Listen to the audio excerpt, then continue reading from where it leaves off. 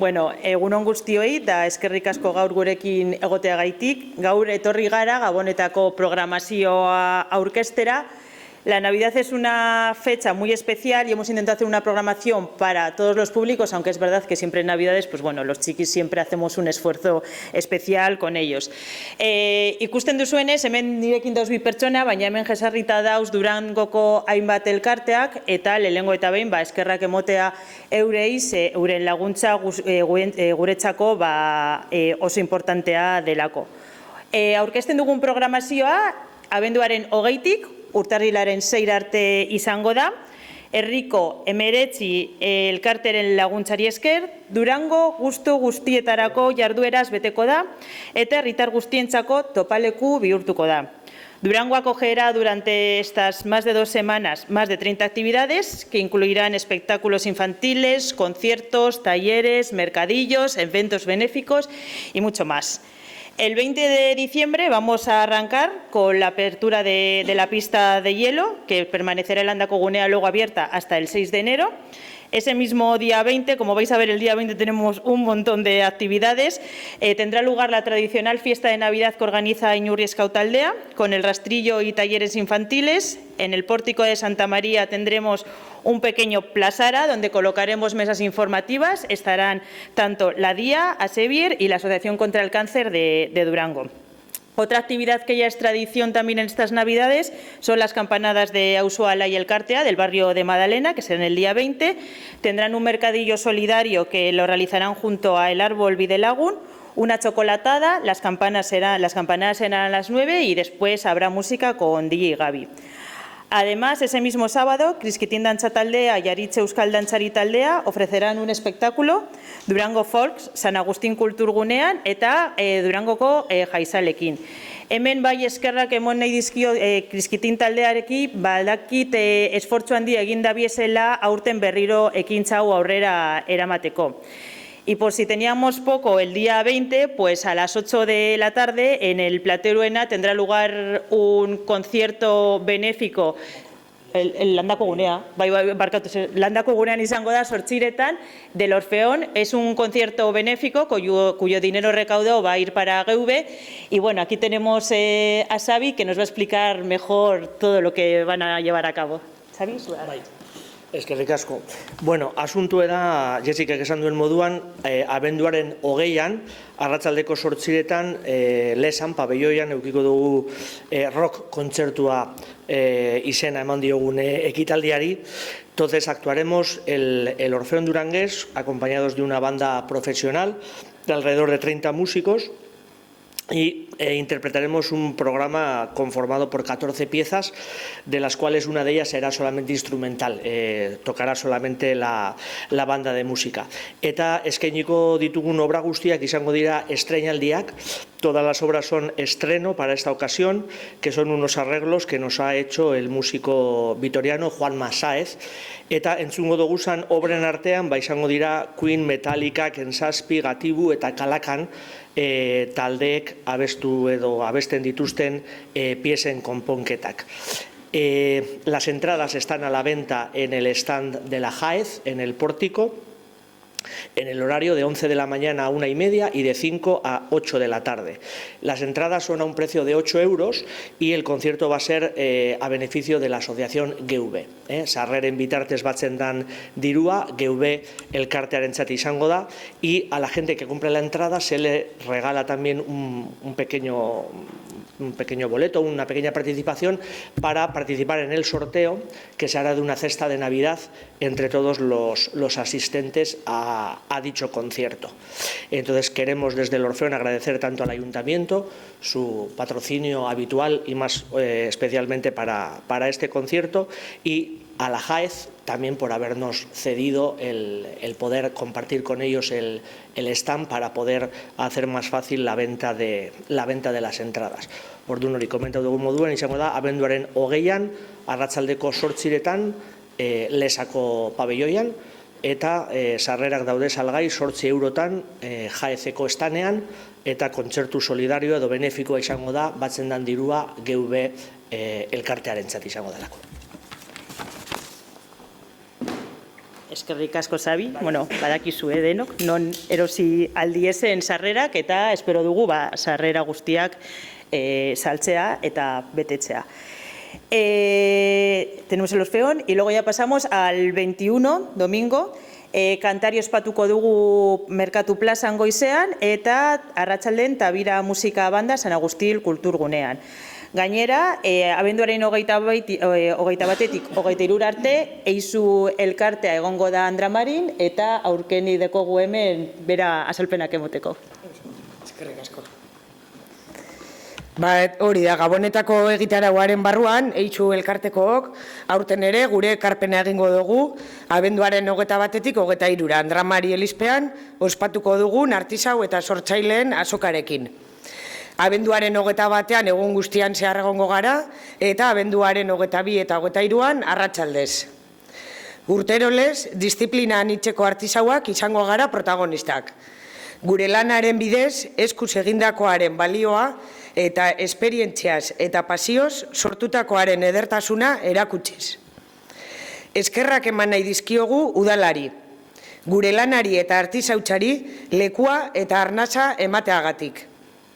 Hemen egotea, elkarrekin, plaza partekatzeaz gain ofizio duinaren, kulturaren eta lan onaren aldeko apustua baita. Aurten, azokarekin batera, Oiana Etxegibel, ipuin kontalari durangarrak parte hartuko du. Abenduaren 21 eta 22an, arratsaldeko 6-etatik aurrera. Bere ipuinek eta gure lanek plaza girotuko dute. Gabonetako egun hauei beste tonu bat emanez. Beraz, etorri eta kontsumitu artisautza. Pozik hartuko zaituztegu. Eskerrik asko. Eskerrik asko aurkene. Los siguientes días, el 22 y el 23, Dendabay, la Asociación de Comerciantes, colocará también algo que ya es tradición, la ruleta en Santa María, y sí que queremos hacer un llamamiento a todas las vecinas y vecinos de Durango, así como a aquellas personas que vienen a visitarnos, pues que se acuerden que tenemos un muy buen comercio local y que realicen sus compras en ellos. Eta nola ez, abenduaren 24an, Olentzero da Mari Domingin, etorriko dira Durangora, desfila egongo da, eta eurekin batera Durango hainbat elkarte egongo dira.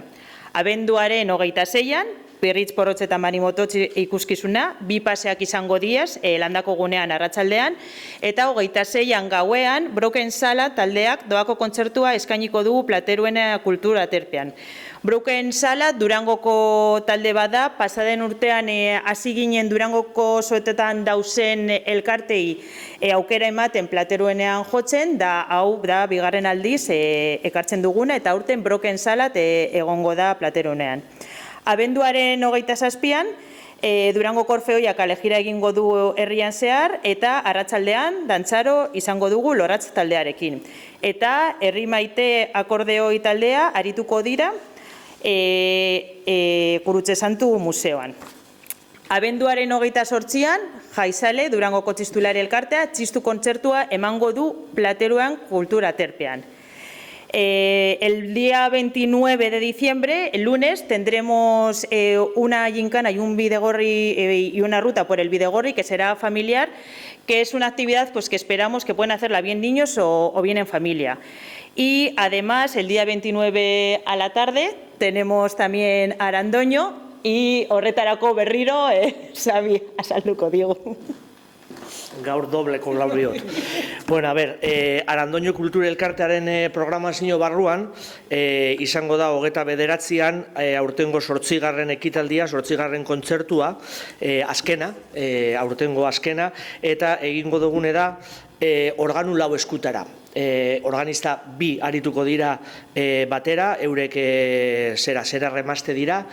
Será un concierto de órgano a 4 manos y a 4 pies. Lo hemos denominado, he pedido este año a los que hemos invitado en Arandoño que titulen los conciertos, que les den un título al programa. Y Pablo y Achuco, que son matrimonio, los que vienen a tocar, lo han definido como un instrumento, 2 intérpretes. Entonces, él es el organista de la Catedral de Valencia, Pablo Márquez, y Achuco Takano es su mujer, que también es organista en una iglesia en Valencia. Eta orduan egingo dutena da bai biak batera organoa jo, biak alkarrekin, eta baita be bakotzak pieza bana eskainiko digute. El concierto será el día 29, el lunes. No ha habido otro sitio donde poderlo encajar por sus compromisos del uno en la Catedral de Valencia y por lo que había ya toda la programación del ciclo de Navidad. Eta orduan ekitaldia izango da abenduaren 29an astelena arratsaldeko 8 Andramari Basilikan. Eta beti egiten dugun moduan pantaila ipiniko dugu organo joleak ikusteko, eta aukera ona dugu zelan ez da oso sarritan ez da ikusten edo ez da izaten aukera organua lau eskutara, interprete biak batera ikusteko aukera. Da hori izango da Arandoño Kultura Elkarteak burutuko duen ekitaldia, aurtengo ekitaldi sortari edo aurtengo urte honeri amaiera emateko. Eskerrik asko, Sabi.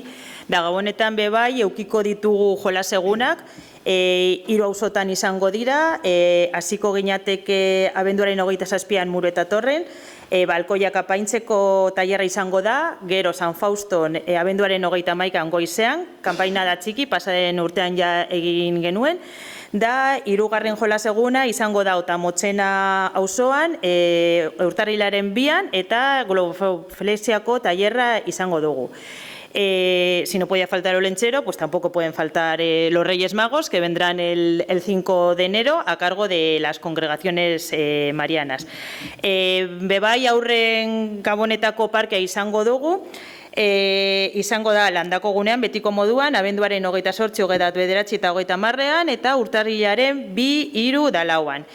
Y para terminar, normalmente solemos cerrar las Navidades con el sorteo de la Jaez. El año pasado creo que fue la primera vez que ya se hizo al mediodía, este año se repite en horario de la 1 del mediodía en el pórtico de Andramari, de Santa María. Pues invitar a todo el mundo a que acuda al stand y que otra vez puedan decir que han vuelto a vender todos esos boletos que tienen. Y también no olvidarnos que durante todas las Navidades ya están expuestos los belenes de Luis Ibáñez, y este año además recordar que en la ermita de Madalena va a haber varios de ellos ubicados allí. Quiero aprovechar para agradecer profundamente a todas las asociaciones que nos han acompañado en este programa.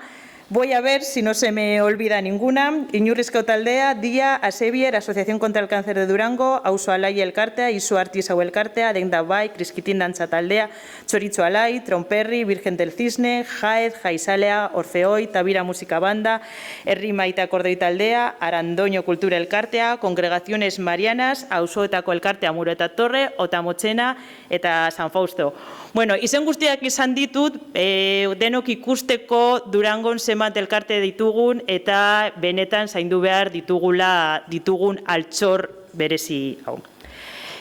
Programa hurrengo egunetan jasoko dituzue zuen buzoetan, eta bai Durangoko webgunean dekogu ja jarrita. Prestatu ditugun jarduera guztiez gozatzera gonbidatzen zaituztegu, eta gabon berezi bat opa dizuegu guztioi Durangon. Eta orain galdera badauz programazioei buruz edo ekintzei buruz, ni nau eta beste batzuk hemen dauz.